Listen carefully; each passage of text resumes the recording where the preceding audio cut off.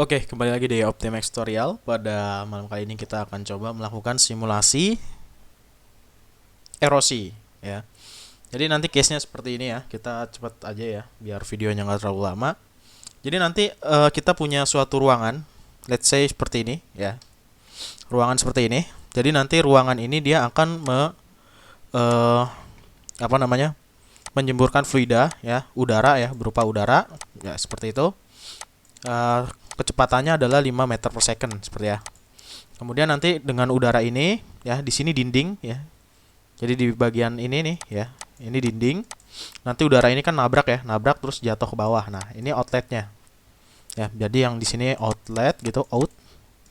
Ini out ya. Kemudian di sini in ya. Jadi ini tempat masuknya udara, terus nanti udaranya itu belok keluar gitu ya. Nah, tapi kita di sini bukan cuman pengen simulasi aliran aja gitu, aliran udara aja gitu. Ya. Ini wall ya tadi ya. Nah, tapi juga nanti kita ingin di bagian sininya, di bagian inletnya ya, inlet udaranya, itu kita melibatkan partikel gitu ya. Jadi nanti di sini ada partikel tersembur juga gitu, partikel kecil-kecil ya. Nah, nanti kita sebagai contoh aja di sini kita partikelnya itu air ya. Nanti teman-teman bisa ubah ke partikel lain, misalkan pasir dan sebagainya gitu. Nanti tinggal disesuaikan aja konstantanya. Nah, nanti di sini ketika udara nyembur, nah dia itu membawa droplet-droplet air gitu. Droplet-droplet air terbawa. Nah, droplet air ini nanti ukurannya adalah 1 M-4 gitu. 1 M-4 meter. 1 M-4 itu berapa ya? 1 M-3 kan 1 mili gitu. Artinya 0,1 mili berarti ya. Ini 0,1 mili. Nah, nanti dropletnya itu kira-kira ukurannya 0,1 mili ya. Uniform, kita uniform dulu aja ya. Uniform itu artinya semua ukuran dropletnya itu sama. Terus nanti menabrak si dinding ini.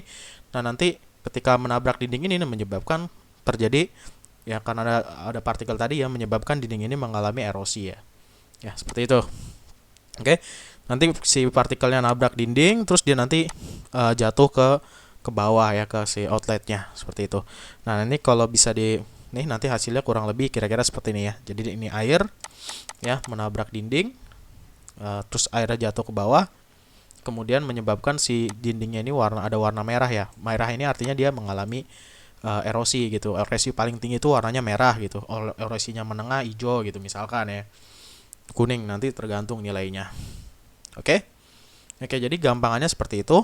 Nah, sekarang kita langsung masuk aja ke ANSYS, ke Workbench biasa ya. Nah, di sini teman-teman tinggal import aja geometrinya, tinggal masukin ke ANSYS Spaceclaim. Caranya seperti biasa. Ya, bisa lihat di video-video sebelumnya ya, cara untuk mengimport geometri gitu. Ditunggu sampai ANSYS Spaceclaim-nya terbuka. Ya. Oh ya, lupa dikasih tahu ya. Jadi ini modul yang kita gunakan adalah di sini ya, Fluid Flow Fluent. Jadi nanti menggunakan Fluid Flow Fluent. Gitu ya. Oke. Jadi geometri yang kita gunakan adalah ya sesimpel ini aja. Ya. Nggak sulit gambarnya. Ini teman-teman kalau mau ambil geometrinya bisa cek di bawah deskripsi di YouTube ini ya. Nah, nanti di sini kita split ya. Jadi di sini nanti inletnya di permukaan ini ya, kemudian outletnya ada di bawah nih. Ya, kemudian ini nanti jadi dinding wall ya, dinding. Ya, bagian dinding di sini ya. Oke. Jadi ini dinding, wall ya, dinding. Nah, terus nanti ini outlet ya, tempat keluarnya udara dan juga nanti tempat keluarnya si droplet yang memantul ya, akibat di sini ada dinding. Oke, kalau sudah ini tahapnya cuma gini doang, di close. Kita langsung masuk ke tahap meshing, double klik aja di meshing.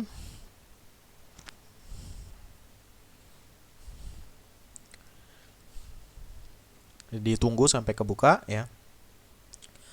Oke, udah terbuka ya, cuman ini masih loading. Oke.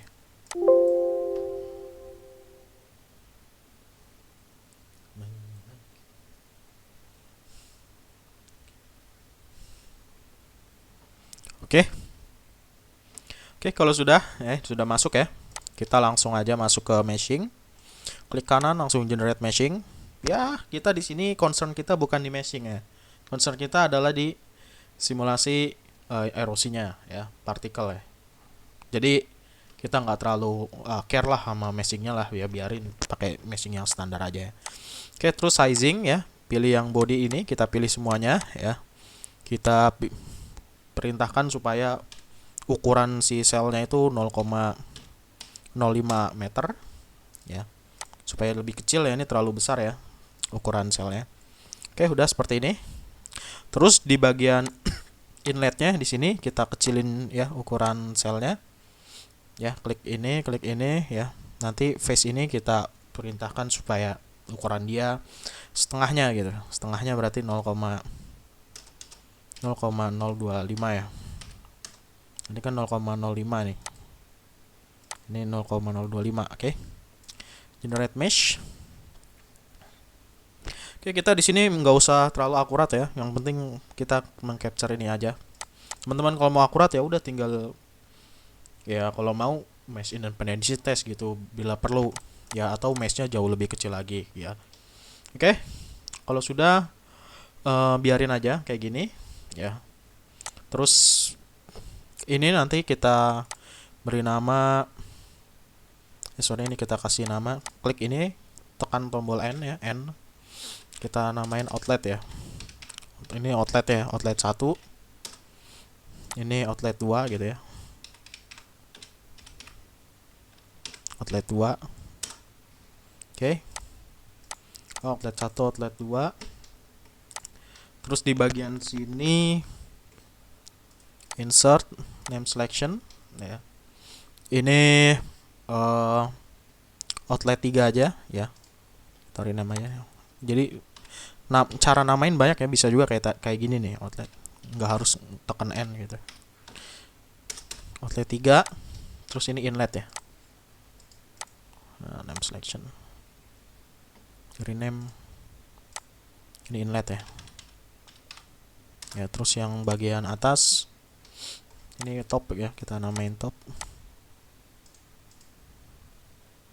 Ini top gitu. Sisanya biarin aja, nanti ini otomatis namanya wall gitu. Ya, yang nggak kita namain itu nanti otomatis namanya wall ya. Oke, kalau sudah langsung update. Ya, the mesh translation to Fluent was successful. Oke, kalau sudah langsung tutup ya, kita masuk ke setup. Kita pakai dual core aja ya, supaya lebih akurat. Round of errornya di double precisionnya diaktifin ya. Oke, kita masuk ke ANSYS Fluent. Nah, ini edisi Ramadan ya, jadi videonya cepat gitu ya. Kita tidak banyak bertele-tele ya, karena sebelumnya bertele-tele ya, terlalu panjang videonya. Oke, sudah ya seperti ini. Sekarang kita jadi nanti simulasinya seperti ini ya. Jadi kita biarin dulu si fluidanya dulu. Jadi di sini kita bagi dua ya simulasinya. Ya. Jadi di ANSYS Fluent itu konsepnya di sini untuk simulasi seperti ini tuh kita bagi dua simulasinya. Ya, pertama itu simulasi fluida ya, fluida continue ya, continue ya. Bahasa Indonesia ya, continue ya. Terus di sini sebenarnya terjadi dua simulasi ya, fluida continue dan particle discrete gitu ya, particle discrete gitu. Nah, bedanya apa? Ya, kalau fluida itu kan sifatnya continue ya, mengalir gitu, continue gitu. Kalau partikel ya discrete, itu potongan-potongan gitu. Nah, nanti kita simulasi fluida continue dulu, artinya kita simulasi si anginnya dulu gitu, supaya anginnya berhembus dari inlet ke outlet gitu, tanpa melibatkan partikelnya dulu gitu. Jadi kita biarkan dia steady dulu alirannya ya, supaya alirannya itu tunak ya. Dari inlet sampai outlet itu mengalir ya. Alirannya dulu nih, belum ada partikelnya ya. Nah, setelah alirannya sudah ada, ini kan alirannya nih dari inlet ke outlet ya, nanti kurang lebih seperti ini ya. Ini ada dinding yang nabrak gitu. Jadi alirannya dulu, kalau alirannya udah, baru nanti di aliran ini kita kasih partikel. Nanti partikelnya itu mengikuti alirannya ini pergi ya. Dia ngikut ke bawah sama alirannya gitu. Jadi kita simulasinya fluida continue dulu, baru setelah itu baru kita lepas partikelnya dari inlet itu. Oke, seperti itu ya.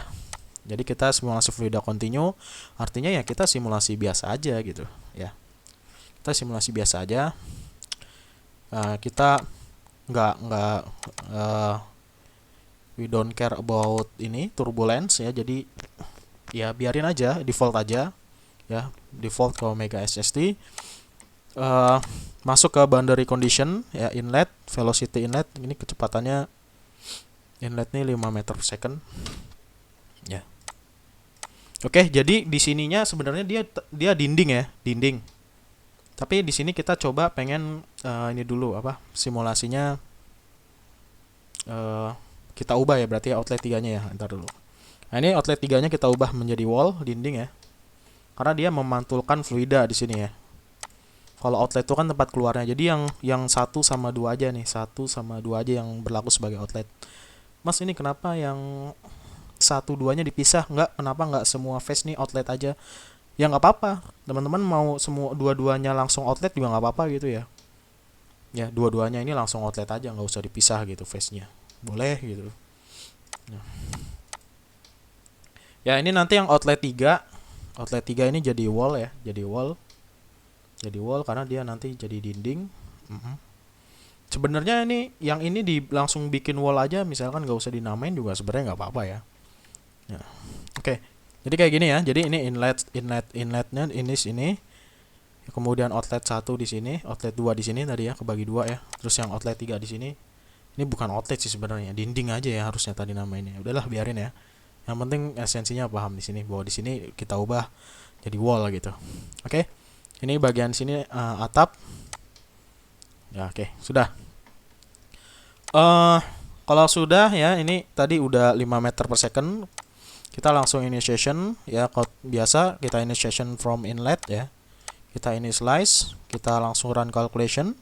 Number of iterationnya kita 200 aja. Kemudian kita calculate sampai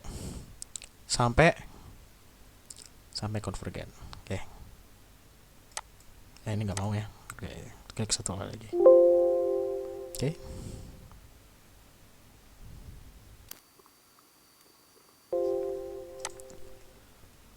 Oke, simulasinya sudah selesai. Ya, di sini belum konvergen di 0,01 ya. Ya, belum konvergen di 0,01 ya, nggak masalah ya, cuman sedikit lagi sebenarnya. Kalau mau konvergen di 0,01 nih tinggal tambahin aja iterasinya ya. Ini sebenarnya ini nih gara-gara si item ya, si continuity ya. Ini kalau misalkan udah min 4 ini ya, 1,8 kan turun kan, 1,2, 1,1 ya, terus 0,9 min4 min3 gitu. Nah, ini langsung konvergen nih, tanggung dikit lagi teman-teman, nanti tinggal tambahin lagi aja sendiri ya kalkulasinya. Ya nanti juga perbedaannya nggak terlalu jauh ya. Oke, kalau sudah ini kita lihat cek dulu simulasi simulasi fluida continue-nya di sini. Ya, caranya adalah kita display. Oke. Di sini kita bikin surface plane xy create close. Oke, kita bikin kontur ya, kontur di velocity ya, konturnya velocity ya, di mana nih, di plane 6 nih yang barusan kita buat di sini tadi ya. Display. Nah, simulasinya seperti ini, simple ya, jelek ya. Nanti teman-teman tinggal pakai inflation, boundary layer dan sebagainya gitu ya. Ini kan poin kita adalah di ininya, cara mengcapture metodenya aja. Oke, kalau sudah di sini oke ya, terus kita draw mesh nih. Ini cuman buat biar tampilannya bagus aja ya, jadi display. Oke, sorry, kita mau gambar meshnya ya. Oke, nah seperti ini deh, sip. Oke, nah sekarang kita udah melakukan tadi simulasi dari si fluida continue-nya ya. Jadi sekarang si airnya, udaranya ini sudah berhembus gitu ya, udah bersembus dari sini turun ke bawah gitu. Nah sekarang kita ngelepasin partikel-partikel si itunya, si droplet ya, droplet airnya di sini ya. Oke, ini kita draw mesh lagi bagian inlet ya. Nah, oke. Nah, biar teman-teman ada gambaran ya. Jadi jadi nanti di sini kita akan melepas partikelnya ya. Jadi kita akan melepas partikel di sini ya. Ya di sini. Ya partikelnya nanti dia akan mulai dilepas dari inlet sini nih. Ya, jadi nanti setiap face, setiap permukaan inlet setiap ini centroid ya, sorry. Centroid. Ini kan centroid nih. Kita punya ini kan meshing kan di inlet nih. Nah, ini centroidnya ya, titik tengahnya ya, centroidnya. Itu nanti dia akan melepas partikel liquidnya ya. Jadi satu ini dia akan membuat satu stream, satu aliran droplet gitu. Dia ngeluarin satu stream ya, bukan satu droplet tapi satu stream. Ya, stream itu ya alirannya gitu. Jadi setiap ini phase ya, dia akan mengeluarkan satu stream gitu. Ya, jadi seperti itu. Nah, nanti ketika dia sudah dilepaskan oleh di setiap phase ini ya. Jadi konsep di flow itu gitu ya. Kalau kita di sini melepaskan droplet, jadi dia tuh dilepasnya di centroid di phase-nya gitu. Nah, setelah dilepaskan ya kan, dia akan pergi ya. Dia akan pergi gitu. Ya, dia akan berjalan ke sini ya kan. Nah, berjalan ke sini. Nah, kenapa si dropletnya itu bisa berjalan ya, berjalan ke sini? Karena apa? Karena di sini ada transfer momentum ya. Transfer momentum ya. Si partikel itu kan bisa bergerak bersama dengan angin, bersama dengan udara ya. Si dropletnya itu. Kenapa? Karena di situ ada transfer momentum ya, transfer momentum dari si udara ke si partikel gitu, sehingga si partikelnya ikut bergerak. Ya, itu yang menyebabkan partikelnya itu bergerak sebenarnya ya, penyebabnya. Ya. Nah, makanya nanti di sini ada terjadi peristiwa transfer momentum antara fluida kontinu ya, dari fluida kontinu ini ya ke mana? Ke partikel diskrit gitu. Ya. Kalau kita mentransfer momentum fluida ya, fluida udara tadi, momentum apa sih? Momentum udara ya M kali V gitu. Massa udaranya ya. Cuman karena di sini kita pakai apa namanya? Finite volume, berarti rho dikali volume sel ya kan? Volume sel dikali kecepatan gitu. Ya, ini partikel, ini momentum ya, momentum udara. Nah, dari momentum udara ini ya, dia ditransfer ke partikel diskritnya gitu. Jadi transfer ke si partikelnya, sehingga membuat si partikelnya bergerak gitu. Ya, momentumnya. Nah, di sini kan tadi kan momentum kan rumusnya itu tadi rho dikali volumenya. Volume selnya ini dikali si apa namanya? Kecepatannya. Di sini kan kita udah ada kecepatan ya. Jadi kecepatan di sini udah di solve gitu.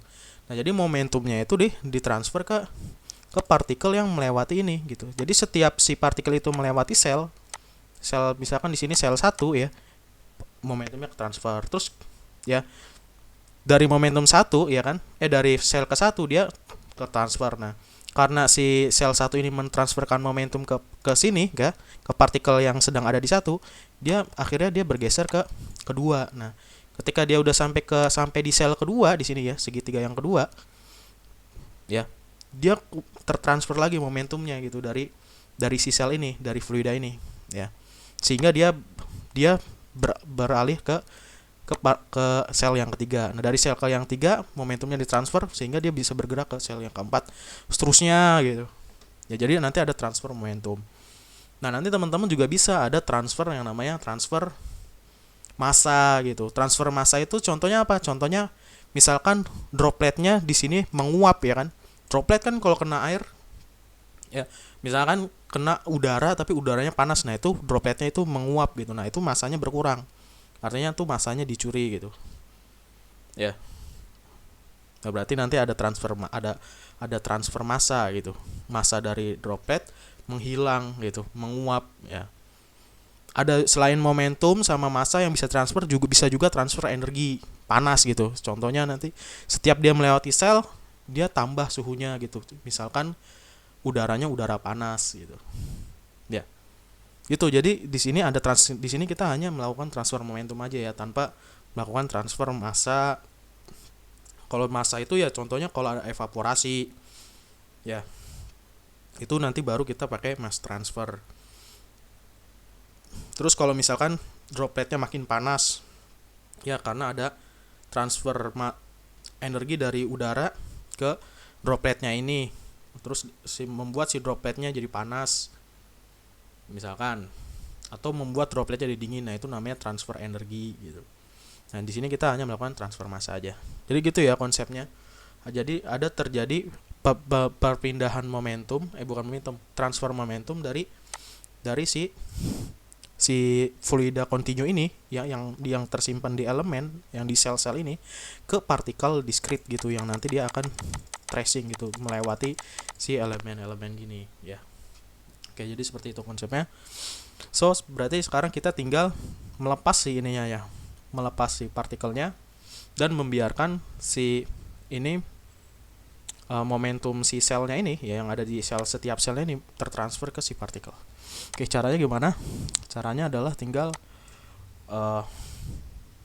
ke sini, model discrete phase ya, karena kita pakai discrete phase model ya, discrete. Nah, abis ini kita mau melepaskan partikel discrete, maka di sini discrete phase model kita bikin injection, bikin create, klik create.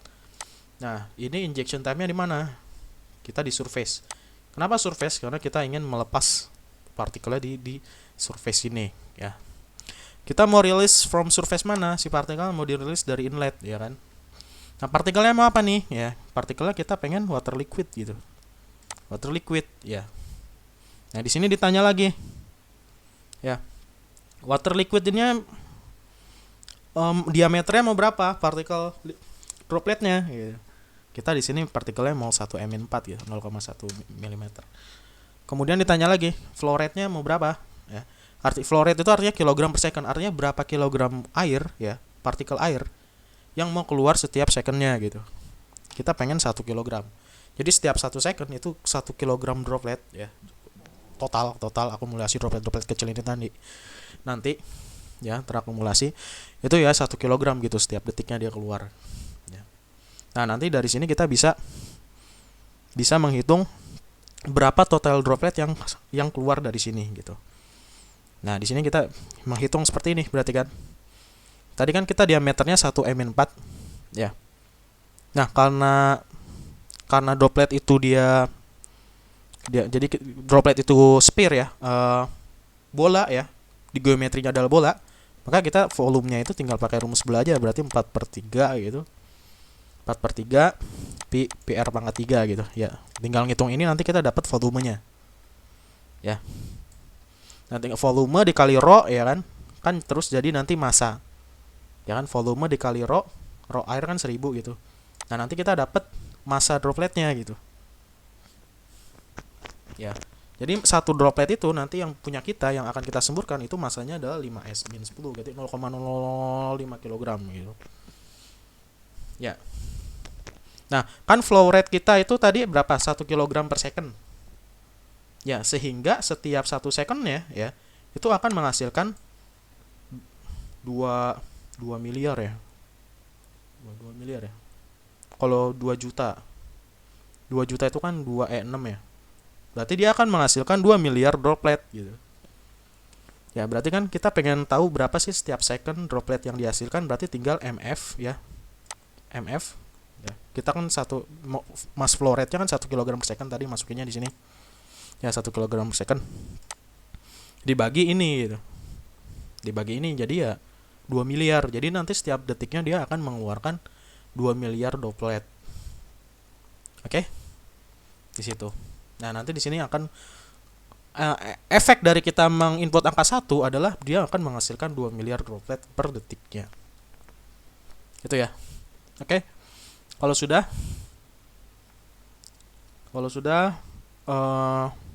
oke aja langsung. Oke. Sorry, ada yang lupa. Nah, di sini kecepatan dropletnya dilepas ini 5 juga ya, ke arah sumbu X. Nanti kita asumsikan dia kecepatan di sini lepasnya sama dengan kecepatan si anginnya itu ya, kan arah sumbu X ya soalnya. Oke.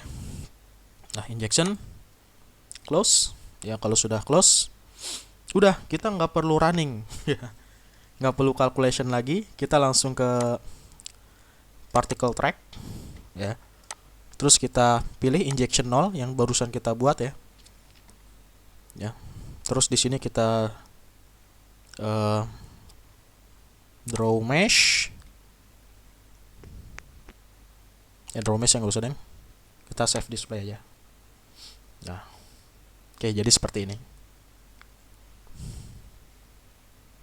Oke. Ya.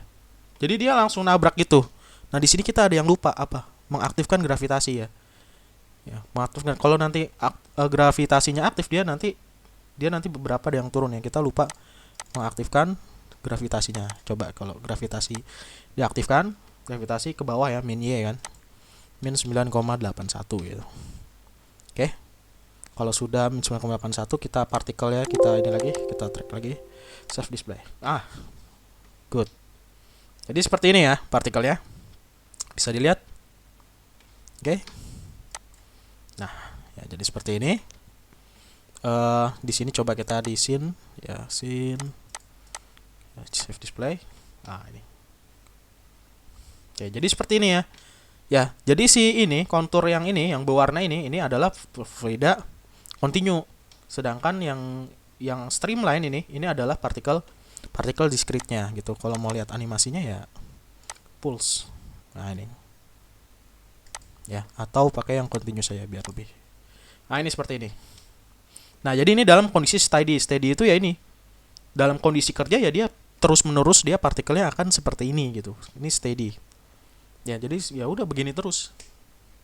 Kalau tadi kita menyemprot droplet 1 kg per second di sini. Oke. Nah, di sini ada tulisan bahwa kita di sini number track-nya itu 97. Ya. Artinya apa? Ya, artinya streamline-nya itu di sini ada 97. Nah, 97 ini apa? 97. Kenapa 97? Nah, jawabannya adalah karena ini wall ya. Outlet 3 ya. Oke. Display. Nah, ini. Nah, karena jumlah phase kita ketika tadi meshing itu jumlahnya 97. Coba aja hitung sendiri. Nah.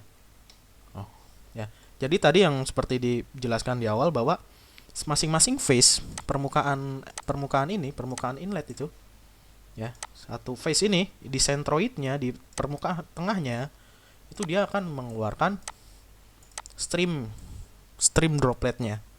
Ya, berarti ada 97 stream yang dia keluarin. Nah, Mas, apakah ini artinya ada 97 droplet yang dikeluarkan? Enggak. Ini streamnya gitu.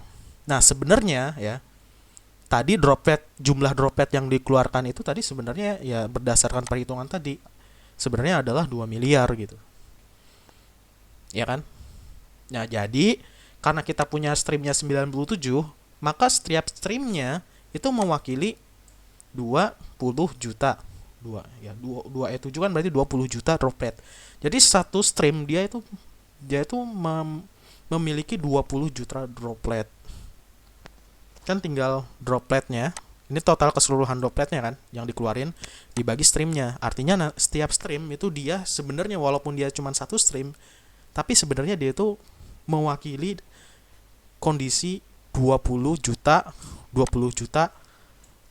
droplet. Jadi setiap stream di sini ini walaupun cuma satu ya secara visual, tapi sebenarnya dia mengeluarkan 20 juta droplet gitu. Seperti itu. Nah, karena tadi kita mengaktifkan gravitasi, maka ya mengaktifkan gravitasi. Jadi di sini ada faktor gravitasi, jadi dia turun ke bawah gitu. Ya. Oke, jadi seperti itu. Nah, ini erosinya gimana gitu kan? Katanya mau ngitung erosi, ya. Nah, untuk menghitung erosi ya di sini, ya kan karena ini dinding ini ketabrak dia, ya. Dia akan mengalami pengikisan, ya. Nah, caranya adalah tinggal mengaktifkan modul discrete phase di sini, double klik interaction with continuous phase. Nah, fenomena erosi itu merupakan adalah two-way coupling. Two-way coupling itu apa? Nah, kalau one-way coupling itu tadi ya, jadi kita mentransfer momentum dari dari fluida continue ke partikel discrete sehingga si partikelnya bergerak. Itu namanya one way, satu arah doang. Dari fluida continue ke partikel discrete. Nah, kalau kita mengaktifkan ini, interaction with continuous space, yang terjadi adalah ada timbal balik gitu. Jadi si gerak partikel itu dipengaruhi oleh, disebabkan karena fluida continue. Kemudian begitu juga sebaliknya, fluida continue juga dipengaruhi oleh gerak partikel. Contoh misalkan teman-teman ngelempar apa ya? Misalkan bersin. Ya, bersin. Nah, terus misalkan droplet bersinnya itu kemana-mana ya kan. Nah, itu nanti akan mempengaruhi lingkungan gitu. Ya, pasti misalkan, atau misalkan kayak partikel, kita anggap aja kayak main bola ya, anggap bola itu kayak partikel. Nah, bola itu dilempar gitu. Bola dilempar kan menyebabkan di sekitar bola itu alirannya berubah ya. Nah, jadi gambarannya seperti itu. Jadi sebenarnya bukan hanya partikel yang bergerak disebabkan oleh fluida, tapi fluida juga bisa berubah akibat pergerakan si partikel. Ya, jadi ada timbal balik. Ini namanya two-way coupling. Ya. Kalau yang tadi yang kita lakukan pertama ya, sampai keluar hasil tadi itu dia cuma one way doang. Nah, sekarang kita ingin ada timbal balik. Gerakan partikel juga mempengaruhi si fluida. Nah, untuk kasus erosi kita harus melakukan two-way coupling. Untuk supaya two-way coupling ini harus diaktifkan. Kalau ini nggak diaktifkan itu cuma one way doang. Artinya kita cuma mendapatkan data gerakan partikel akibat fluida. Ya, tapi kalau ini kita aktifkan, kita bisa mendapatkan dua fenomena. Fenomena gerakan partikel akibat fluida dan kebalikannya, efek dari gerakan partikel terhadap fluida gitu dah. Bingung. Ya, jadi intinya seperti itu. Nah, ini kita interaction with continuous space, ya, kemudian erosion, accretion-nya di sini diaktifkan, ya, erosinya diaktifkan modulnya.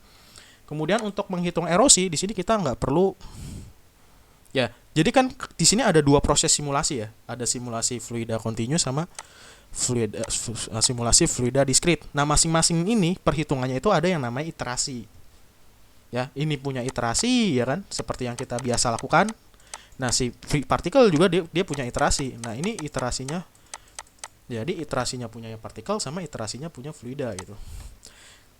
Nah, yang di sini yang kita masukkan adalah iterasi punyanya partikel. Nah, di sini untuk mengcapture fenomena itu tadi, apa namanya, erosi, kita di sini cukup satu aja ya, cukup satu untuk menghitung efek erosinya. Ya, satu iterasi aja. Nah, ini rule aja sih sebenarnya. Oke. Terus oke.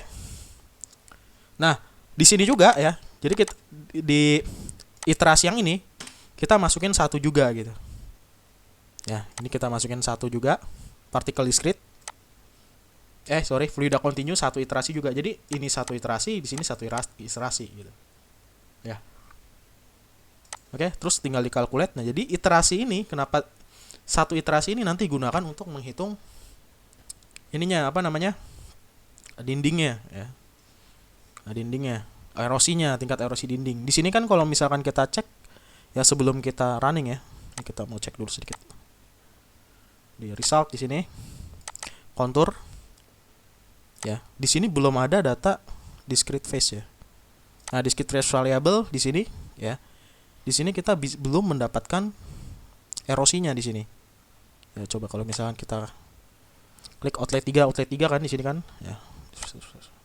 Di sini erosinya tuh masih 0. Ya, erosinya tuh belum terhitung ya, erosinya. Ya masih 0 nih. Biru semua nih, 0 ya. Oke. Nah, kalau kita calculate tadi ya, kita hitung nih dia erosinya tuh. Oke, ya jadi ya, tadi kita kan 200 ya. 200 ya. 200 ya tadi ditambah 1. Nah, satunya itu buat menghitung erosinya gitu. Kita langsung lihat kontur. Nah, ini. Oke, not value-nya diaktifin aja. Nah. Oke. Jadi seperti ini. Ya. Jadi dia ketika kita calculate tadi satu kali, dia menghitung erosinya. Nah, di sini kita bisa lihat bahwa erosion rate-nya ya, DPM, discrete phase model ya. Erosion rate-nya di sini adalah 4,99 min9. Berarti ini berapa? 0,00005 kg per meter kuadrat per second. erosion rate-nya akibat dari tubrukan sama si dropletnya itu. Tapi kan di dunia nyata nggak ada ya, biasanya droplet tuh tubrukan jatuh ke bawah nggak, biasanya tubrukan nempel aja gitu. Ini misalkan, jadi ini misalkan aja sebenarnya. Dan nanti teman-teman bisa ganti pasir gitu kan. Ini kan faktualnya nanti pan pasir gitu, fluidanya bukan air. Ya, oke.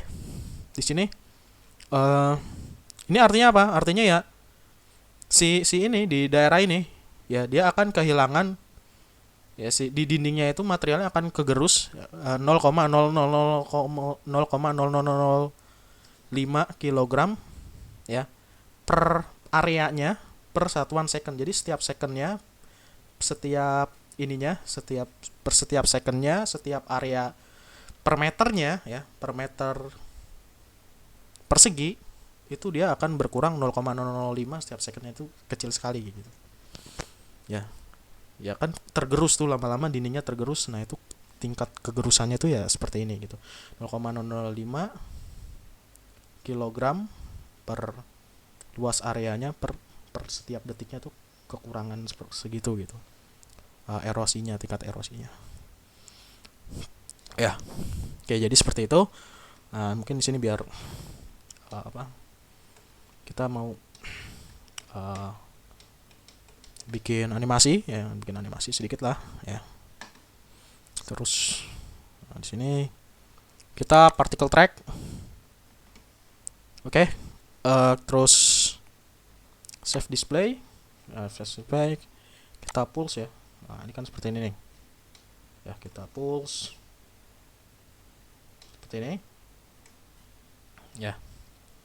Kemudian ini kita rapihin. Aduh,